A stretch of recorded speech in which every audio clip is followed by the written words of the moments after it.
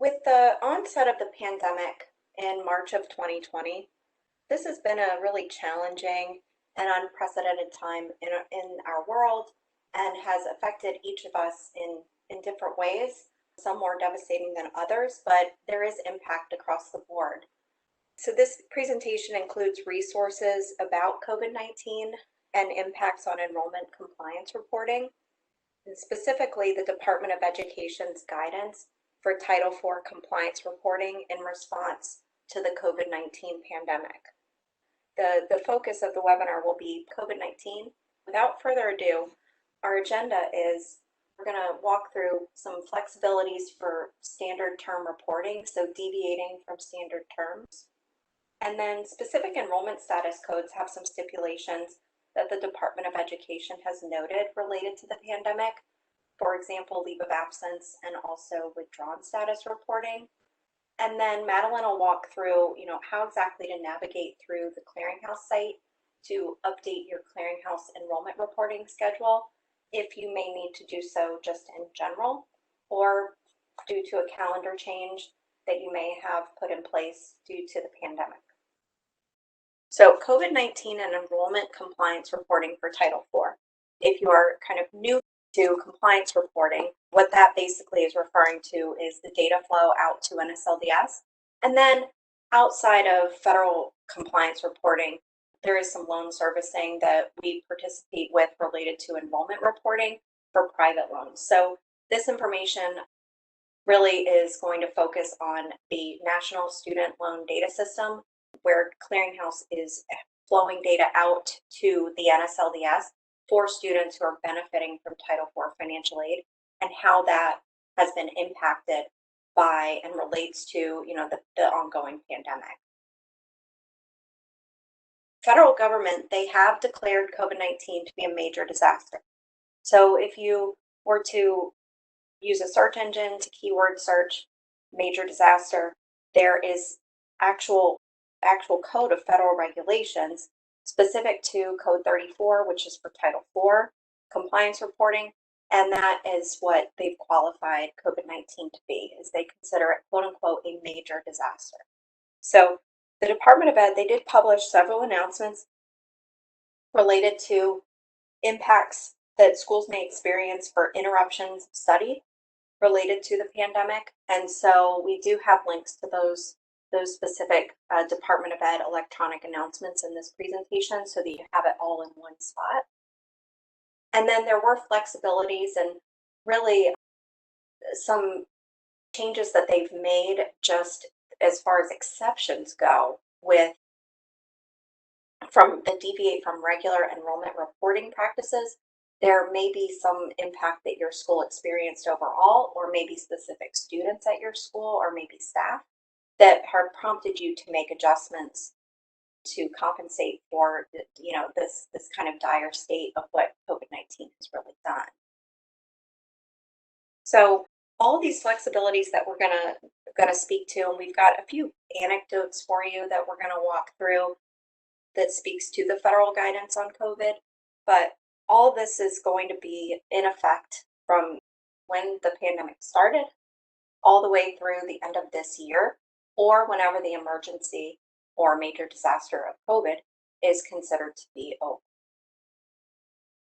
So the latest Department of Ed guidance speaking to this, it was from this past summer, and it expands on standard term exceptions. So there are definite distinctions between standard term and non-standard term reporting when it comes to aid packaging, financial aid, federal aid disbursements for loans, and even for Pell. So where you're going to do certain things from a financial aid vantage point for a standard term, a calendar or setup for payment periods or periods of enrollment, it will differ from what you would do if it was non-standard setup. And so for the current time that we are in, there are some expanded exceptions from the department, some relief there for what they are going to allow you to qualify as a standard term for what you need to do with your aid disbursements and for your Title IV administration on campus. Additionally, something that has come up, overlapping term dates. So you've extended one particular term to account for days missed or account for something that happened related to the pandemic, and that is going to overlap with a term that is starting later, when prior to COVID, it typically maybe would have been a term that had at least a few days in between each actual academic term. And then shortened weeks of instructional time, that's part of that. And then calendar changes that would otherwise, like we talked about just a moment ago, would be considered non-standard. Now the department is saying there is some relief there, and there are some things that can still be considered standard. So there are two really big takeaways here. So one of them is that the Department of Ed advises that large or small, any changes that you may make in response to COVID to your processes, procedures, daily work, and all the way up to your policies. If you maybe have a temporary exception related to a policy where you're deviating from that, is just, even if it's not going to affect your Title IV administration on campus, that you do document as specifically as possible what those changes were. So what I like to say is those would be the who, what, when, where, why, how questions that you answer, that you document for yourself. So 6 months from now, a year from now, 2 years from now, someone asks internally at the school, someone asks during an audit, a student asks you something, any of those things, you have it documented somewhere that speaks to, why did we do this when we did it? And what did that affect, and what part of the processes did that touch for us?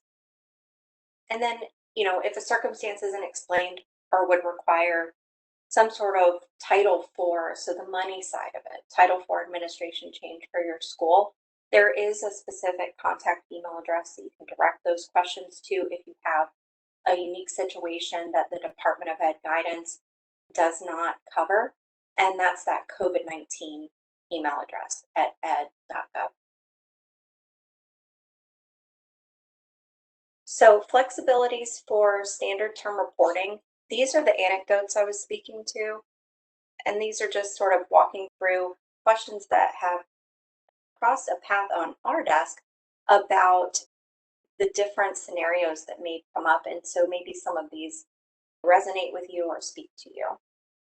So one of the questions is, are summer terms being extended, but there are summer courses that are going to overlap with spring courses? How should students be reported? This is directly from the department guidance, and so this is how we advise schools and consider this strongly when we're helping to support schools with enrollment reporting questions to Clearinghouse that may come up related to this. So according to one of these electronic announcements from the Department of Ed, they are granting flexibility on overlapping terms. And so that may require some considerations with your enrollment reporting to Clearinghouse, because what we want to avoid is surprises in the data. So if you sent information the way you always had in the past, but you made a calendar change due to COVID or for any other reason, definitely connect with us if there's a question about behavior of the system, enrollment reporting error codes and warnings. We would hate for you to see a volume of errors related to a change like that. And so any way that we can support, if you have a school-specific question related to that, where you may have terms that are overlapping when they normally otherwise would not, just let us know. And then shortening term dates. A question that we've received in just a variety of different situations, but the general gist is this: my school is considering shortening a term due to COVID-19. How should we report to Clearinghouse? So once you've confirmed that you're actually going to change the term end date for your institution, or for your payment period or period of enrollment, you can adjust that in the enrollment reporting schedule on our secure site. Later, Madeline's going to walk through navigating our secure site and what that would look like depending on the type of change you're trying to make. The changes that you make to your enrollment reporting schedule, we want to be sure that the term dates that you're reporting for the student are meeting your needs. so to speak, so that there isn't data that is being sent from the school to Clearinghouse that in any way conflicts with what your institution really considers the academic term to look like, whether you're making a COVID change or not. And so things to consider would be payment period, period of enrollment, making sure that those align with the enrollment reporting to Clearinghouse. If a student starts on day one, but you report to us that they started on day three, that may be okay and pass through our edits because the data doesn't have any continuity issues. But is that really the effective date for that student? Or is that really the term begin date? So it's kind of those types of questions that we're trying to be proactive about to avoid you looking back at data from a prior term and being like, why is that effective date that date when it really should be some other date? So one of the announcements from the department spoke to the length of the academic year, and there is a particular regulation, it's 6683, to approve a reduced academic year. So that really does speak to quote unquote major disaster guidance to support schools in that manner when this is a completely unforeseen scenario. And to have this particular guidance in place really can help to avoid issues that would otherwise maybe be introduced at your school if you were changing from a standard term to a non-standard term scenario. So this guidance really helps save you from that trouble or that piece of it. Another question is, our school is considering a change to distance learning. Just to give some background on the distance learning piece, maybe if that's not something that your school is partakes in a whole lot, or if that is something that is a big deal at your institution, either way. So the distance learning, there are lots of stipulations from the Department of Ed about financial aid administration related to distance learning opportunities. And so we thought that it was important just to note it.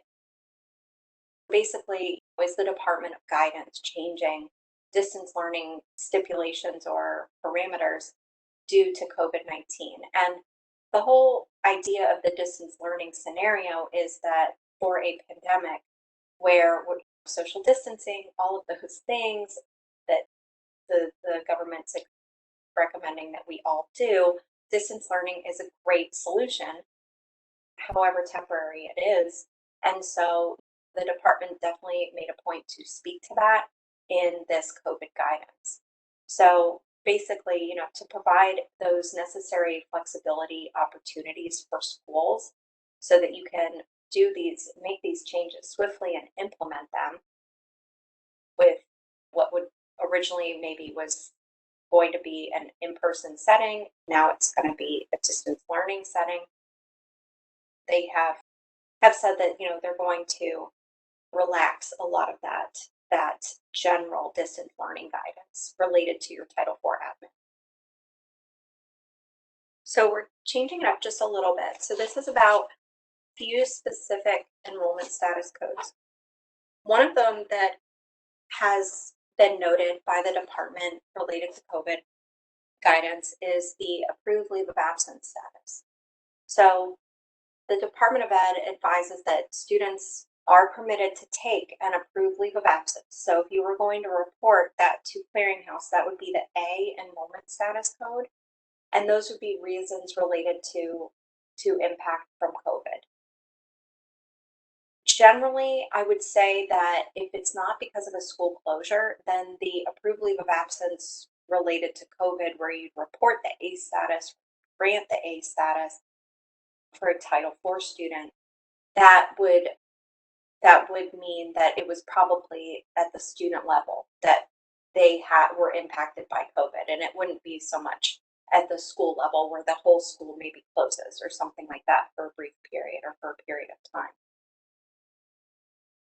One of the things that hasn't changed, though, is that there's still an expectation from the Department of Ed that if you report a Title IV student to Clearinghouse or to NSLDS, basically, If you report them in the A enrollment status code, then there is still the expectation that the student returns to their program of study within 180 calendar days from the effective date. So that is unchanged despite the major disaster guidance for the pandemic. So I just wanted to be sure to clarify that. And it's kind of like, well, why is it this way? And so the reason why it is this way is that the A enrollment status code, generally, if it's a student with a federal loan, they usually don't have to make payments on the loan while they're in the A status because it really is considered a gifted time frame for the student to not actually be participating in an academic activity, but they're also not in a position to make a payment on a loan. So it could be an unforeseen illness, it could be an accident, it could be mental health related. Those are usually what the approved leave of absence statuses are for when it comes to Title IV students for the A status code. So in the event, whether it's a COVID reason or a different reason that you reported the student as being on an approved leave of absence, if it's a Title IV that student and we are reporting that data out to the NSLDS, then the expectation is that if they don't come back within 180 days, that student has awareness already beforehand that they will be reported as withdrawn.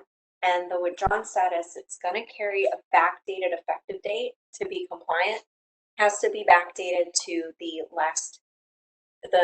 first time that they were certified with the A status. So it would equal the backdated date of the A status effective date. So what that means if they have a loan is that can exhaust some or all of their grace period and also would probably put them in repayment. So that's something to consider, is that you have kind of all of your ducks in a row, so to speak, as far as when and how you're using the A enrollment status code for a Title IV student in your enrollment reporting. Just a kind of an anecdote here, what are some of the questions, what have they looked like that we've received about the A status when it comes to Title IV related to COVID? So my school's considering adjusting our policy, but the 180-day rule, it's problematic for us. And this kind of goes back to the prior slide. The department has not changed their leave of absence guidance due to COVID. That may change in the future, and if so, I'm sure they'll publish something and make sure that there's awareness about that across the board for higher ed and for Title IV. But at this time, the guidance hasn't changed.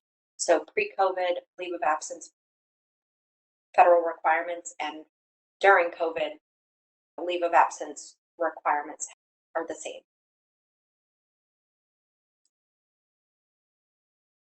So the other enrollment status code that has some connection to COVID is going to be withdrawn statuses. This is when a student is considered no longer enrolled at your school, and they are essentially, if they have a loan, they're not eligible to defer loan payments anymore. And if they have a direct subsidized loan, they would probably have a subsidy calculation done in that event.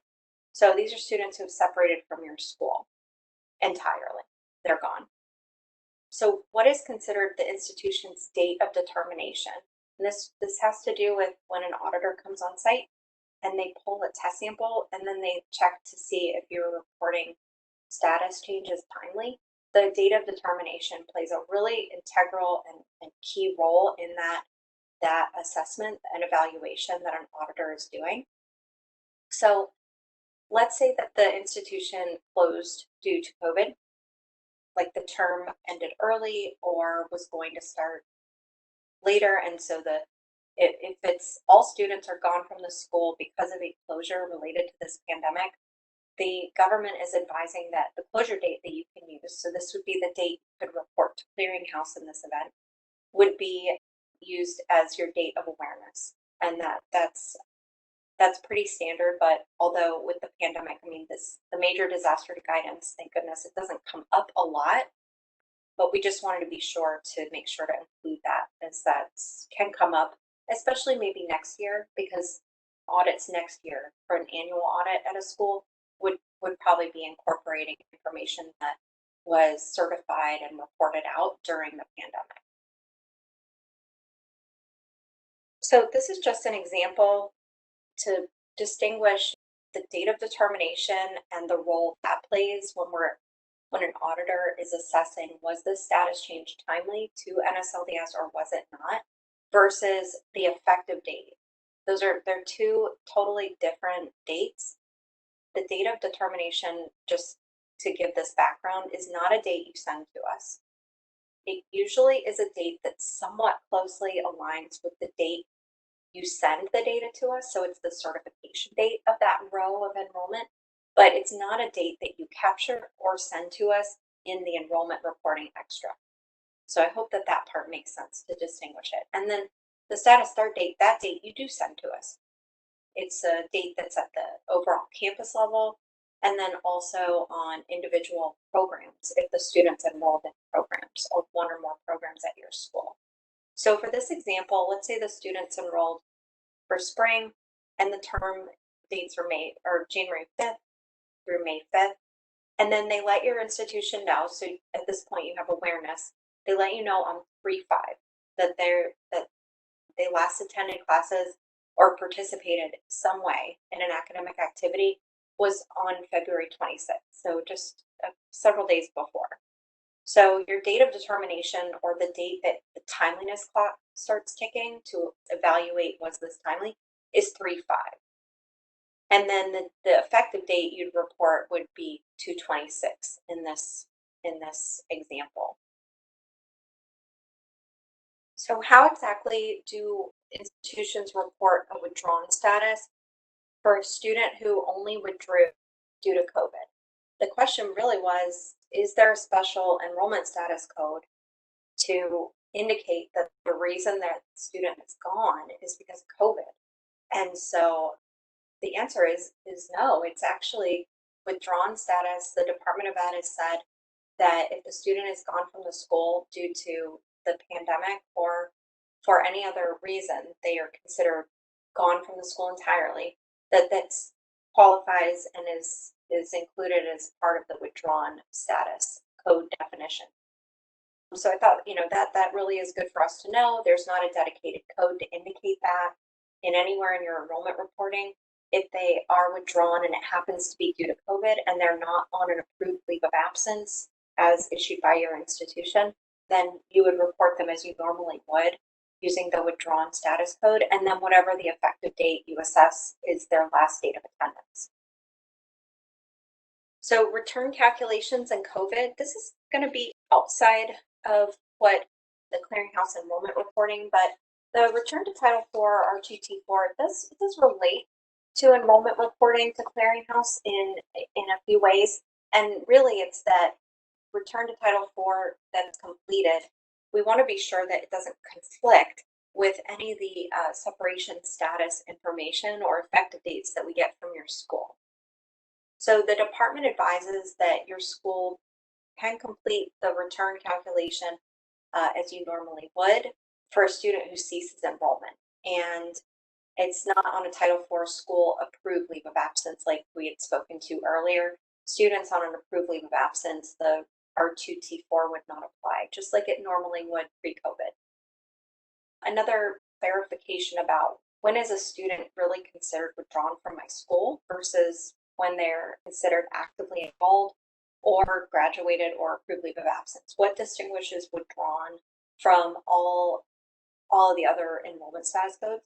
So if the school closed and intends to reopen within 90 days due to the pandemic, the department is saying that the student shouldn't, in that scenario, that case for overall at your school, they shouldn't be considered withdrawn. And also they shouldn't be considered withdrawn if the student returns to academic activities once your school reopens within 90 days. So specifically for schools who close operations due to the pandemic, if your school reopens in the same payment period, then students who began attendance and did not return, those students, they should be considered withdrawn. And So just as you normally would report a student who did not return, you would report those students as withdrawn to Clearinghouse.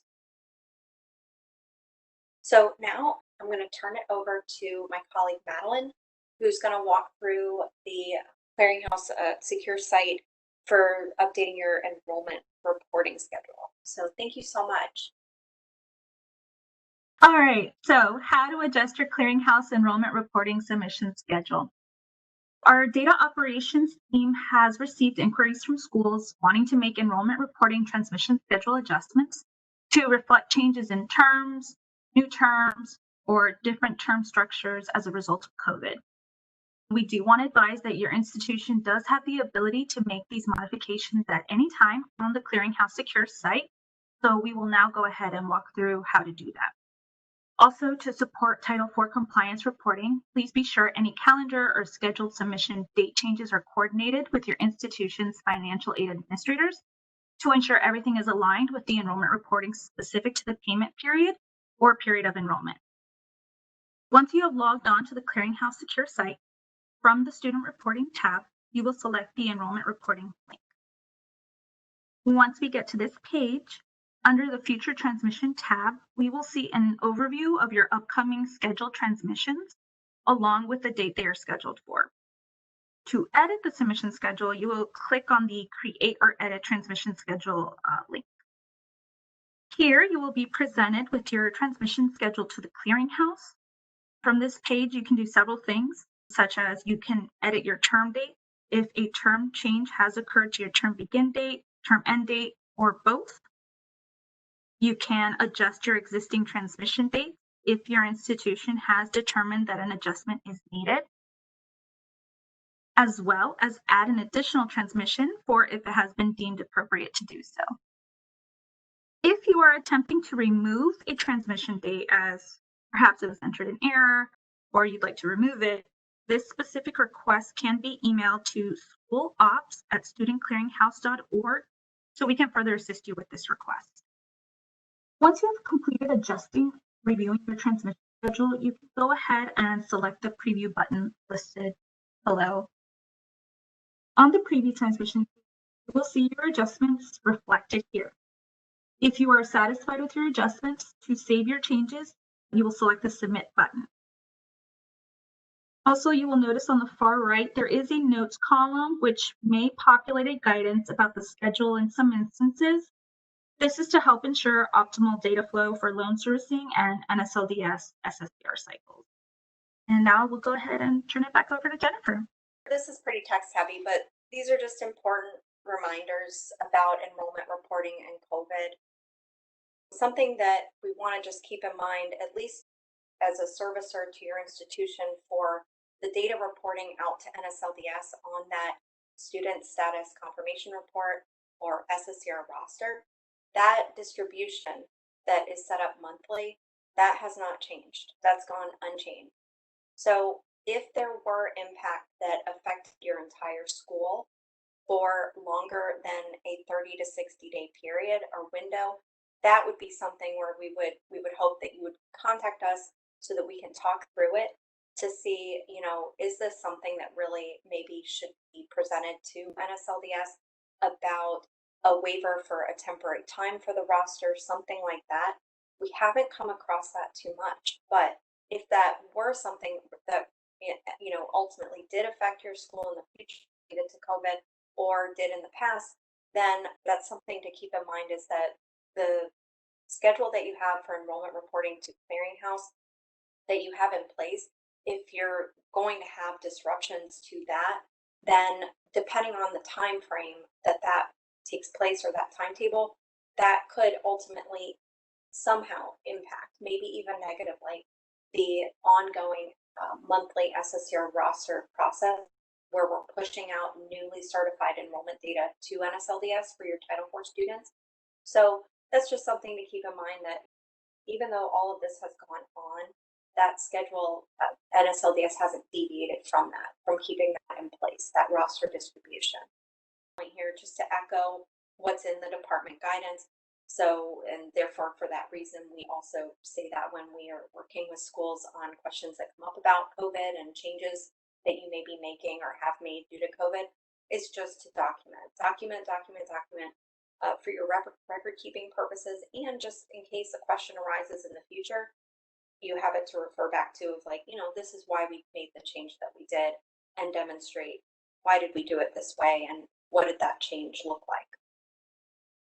So if you are in a position where you assess that you're not going to adhere to the enrollment reporting schedule that you have set up with the Clearinghouse, that you set up with regard to your academic calendar, definitely reach out to us about that, so we can take a closer individualized look at what's going on for your institution. And then these are the links that I was speaking to. The Department of Ed links about interruptions of study related to COVID-19. Some of that is Title IV admin or the money side of it related for that function within the school. And then other parts of it do relate to the enrollment reporting, which would factor in with your Clearinghouse enrollment reporting related to Title IV. On our Clearinghouse site, we have a Compliance Central area, and that's where the data operations and audit and compliance information for your schools is there. And we have information posted there as well about the guidance for enrollment reporting impacts related to the virus.